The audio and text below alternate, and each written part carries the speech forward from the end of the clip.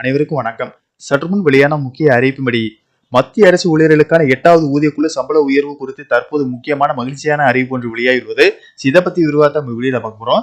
வீடியோவை கடைசி வரைக்கும் முழுமையாக பாருங்க. வீடியோக்குள்ள போறதுக்கு முன்னாடி இந்த வீடியோக்கு ஒரு லைக் பட்டனை பிரஸ் பண்ணிக்கோங்க. இப்பதான் இந்த சேனலுக்கு ஃபர்ஸ்ட் டைம் பாத்தீங்கன்னா சப்ஸ்கிரைப் பட்டனை பிரஸ் பண்ணிக்கோங்க. கூடவே பெல் ஐகான் பட்டனை பிரஸ் பண்ணிக்கோங்க. வாங்க வீடியோக்குள்ள போகலாம்.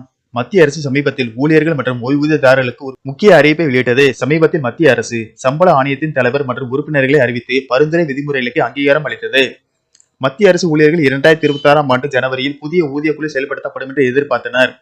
ஆனால் இதற்கான பணிகள் மந்தமாகவே நடந்தன. எனினும் 2026 ஜனவரி முதல் இதன் நன்மைகளுக்கான அரியர் தொகை கிடைக்கும். மத்திய அரசு ஊழியர்களின் ஊதிய உயர்விலும் ஓய்வூதியதாரர்களின் ஓய்வூதிய உயர்விலும் பிட்பன் ஃபேக்டர் ஒரு முக்கிய பங்கு வகிக்கும். 8வது ஊதியக்குழுவில் பிட்பன் ஃபேக்டர் 1.92 முதல் 3க்குள் இருக்கும் என கூறப்படுகிறது. தற்போதைய அடிப்படை ஊதியத்துடன் பிட்பன் ஃபேக்டர் பெருக்கப்பட்டு புதிய அடிப்படை சம்பளம் தீர்மானிக்கப்படும்.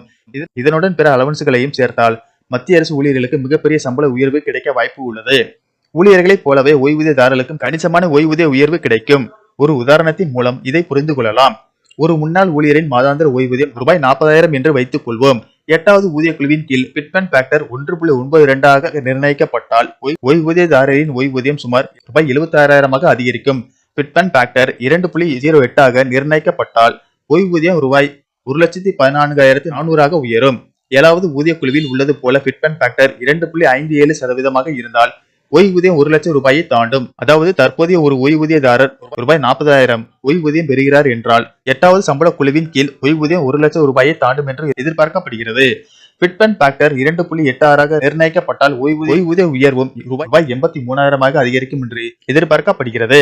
அதே நேரத்தில் பிட்பன் ஃபேக்டர் ரூபாய் 3 இருந்தால் ஓய்வூதியம் ரூபாய் 1,20,000 அதிகரிக்கும் என்று எதிர்பார்க்கப்படுகிறது.